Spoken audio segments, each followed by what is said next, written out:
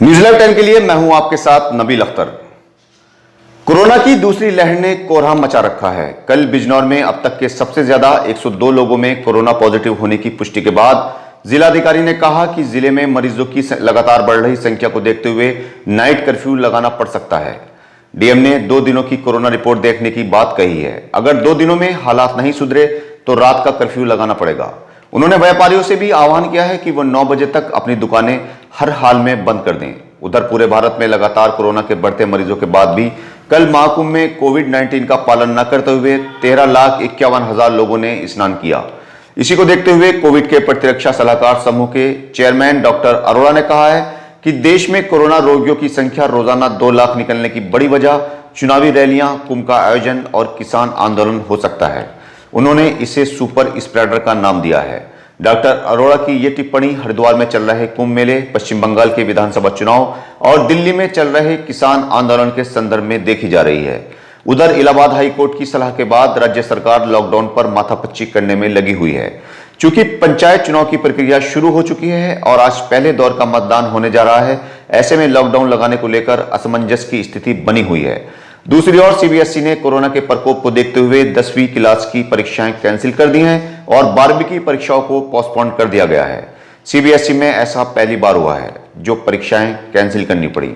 प्रधानमंत्री की अध्यक्षता में इस फैसले को लिया गया, जिसमें 10वीं क्लास के छात्रों को प्रमोट करने का फैसला लिया गया और 12वीं की परीक्षाओं की तारीखों की घोषणा जून में करने की बात कही गई है। इस फैसले को देखने के बाद कांग्रेस की महासचिव प्रियंका गांधी वाड्रा ने कहा है कि जिस तरह से 10वीं की परीक्षाएं कैंसिल हुई हैं, उसी तरह 12वीं की कक्षाओं में छात्र छात्राओं को प्रमोट किया जाना चाहिए। जून तक छात्रों को दबाव में रखना सही नहीं होगा। इसके अलावा यूपी बोर्ड की परीक्षाएं भी टल सकती हैं। उप मुख्यमंत्री दिनेश शर्मा का कहना है कि परीक्षा से जुड़े 17 अधिकारी कोरोना से संक्रमित हैं। इनके ठीक होने के बाद ही परीक्षाओं पर फैसला लिया जाएगा। हम आपको बता दें कि यूपी में 10वीं की परीक्षाएं 8 मई से 25 मई तक और इंटर की परीक्षाएं 8 मई से 28 मई तक होनी थीं। त्रिस्तरीय पंचायत चुनाव के पहले चरण में आज प्रदेश के 18 जिलों में सुबह 7 बजे मतदान शुरू हो चुका है, जो शाम को 6 बजे तक चलेगा। इस चुनाव में 2,99,000 से ज्यादा उम्मीदवारों की किस्मत मतपेटियों में बंद हो जाएगी।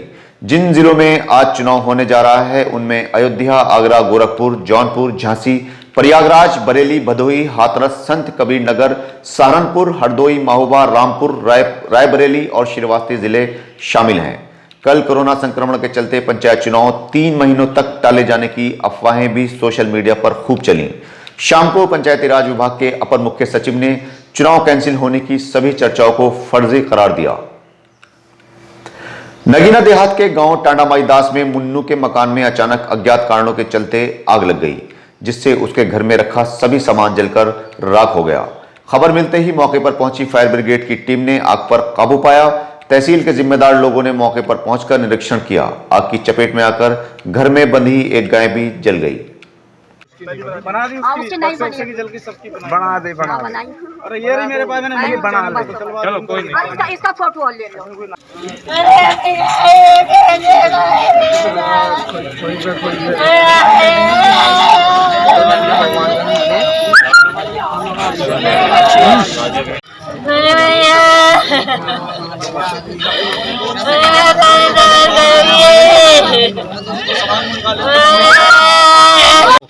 क्या नाम है आपका?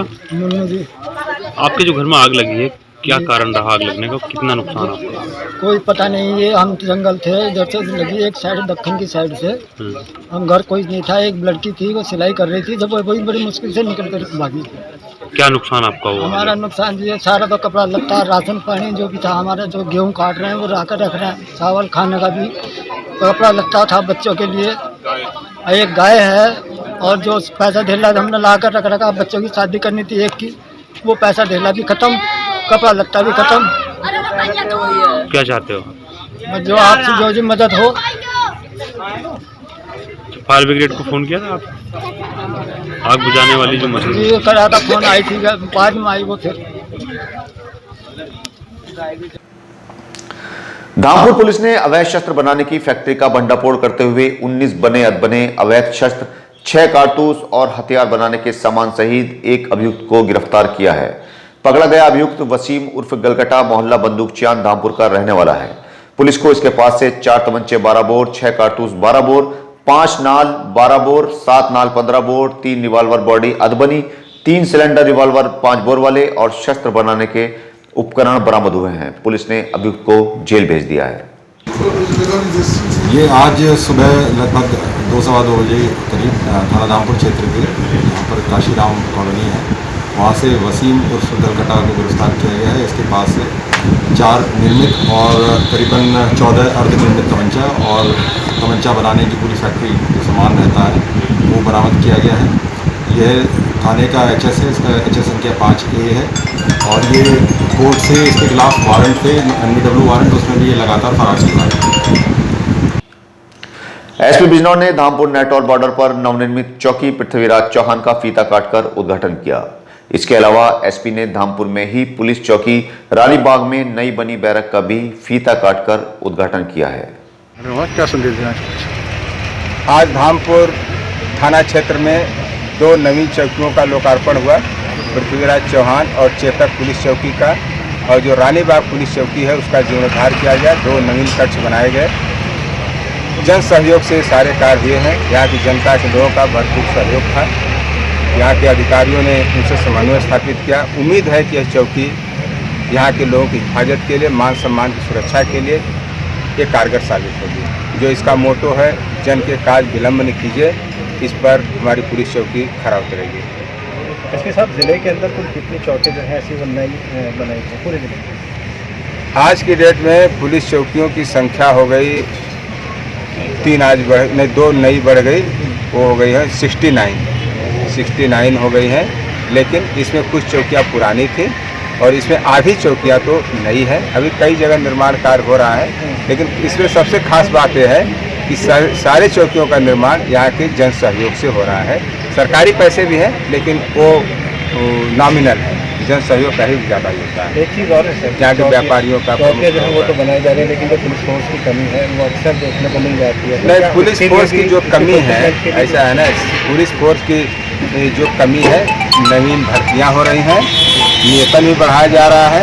और यहाँ सलूजा जी है, 1.25 लाख पर 1 लड़ाऊँ, चिड़ियन फिल्म में बाज लगाऊँ, जो गुरु गोविंद सिंह का है, तो 1-2 ही काफ़ी है।